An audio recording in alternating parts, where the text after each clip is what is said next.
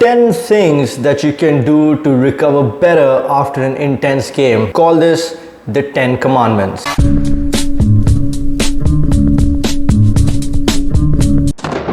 Thou shalt change your clothes.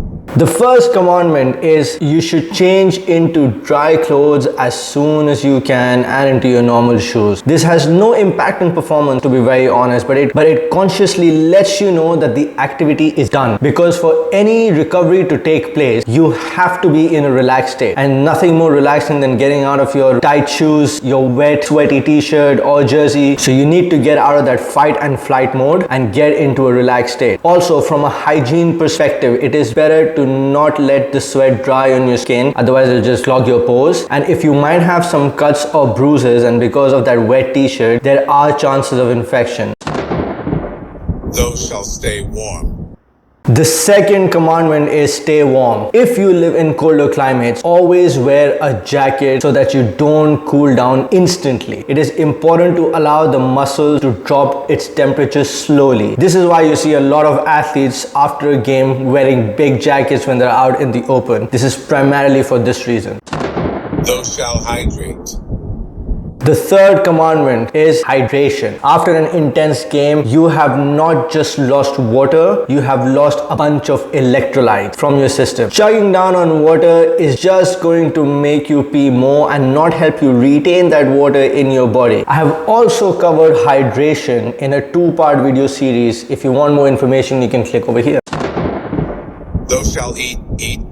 The fourth commandment, eat. Eating is very important, but what you eat is even more important. When you play an intense sport, you lose a lot of muscle glycogen, and muscle glycogen is the carbohydrates that is stored inside your muscle to give you that energy. It is your main source of energy. When the depletion has happened, it is very important to replenish those stores of muscle glycogen. Also, you need a certain amount of protein to stop muscle degradation and promote muscle recovery. The rule of thumb could be 30% protein, 60% carbs and 10% fats. This is the best time to eat your starchy carbs, so rice, pasta, potatoes. So eat, because you need to recover for your next game. Thou shalt take a hot shower. The fifth commandment is hot showers. Okay, so there's a massive debate between heat therapy and cold therapy. The literature supports both. There are clear benefits of using both heat and cold.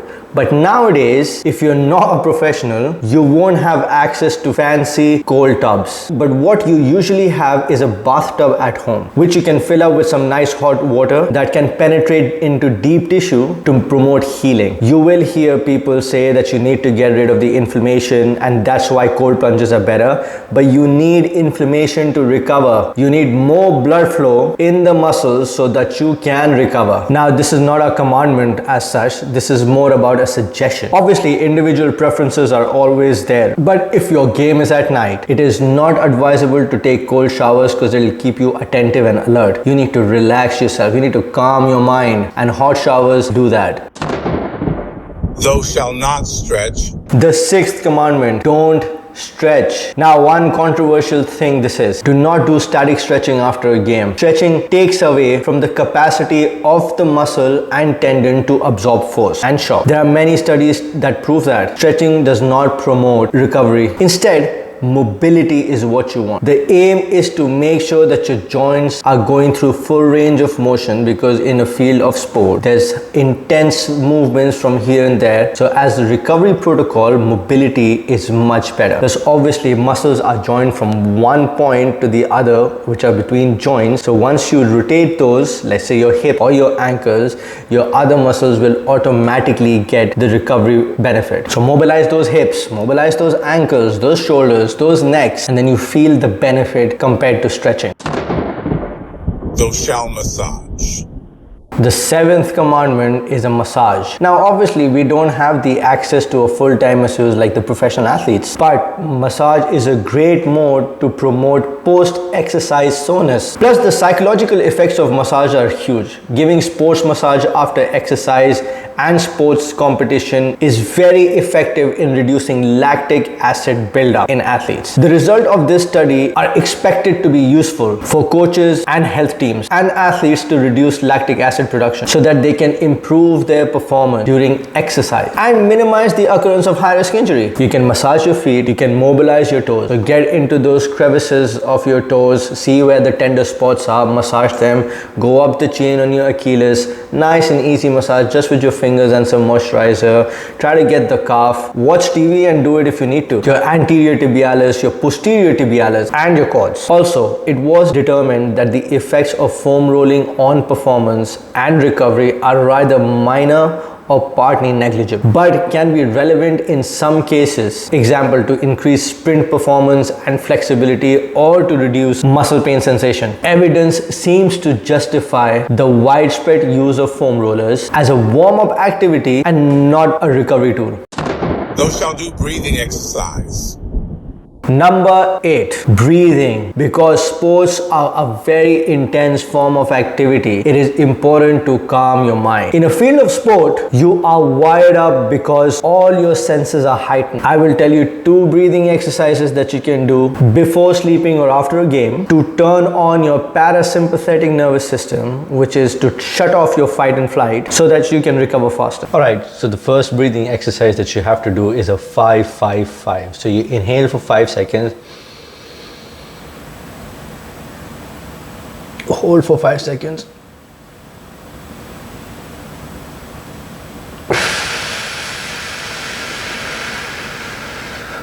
and exhale for 5 seconds. So breathe in for 5 seconds, hold it for 5 seconds, and exhale for 5 seconds. This will actually calm down your mind if you're in a stressful situation, which sports are, and this is going to bring you back to normalcy. The second one is a double inhale.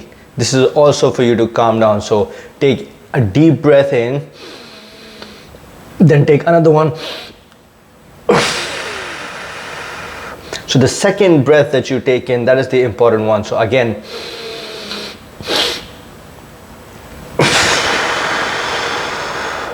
this again will calm you down. You can do this at any time in the day, after a game, before a game, before sleeping, and this is really going to relax. Try it.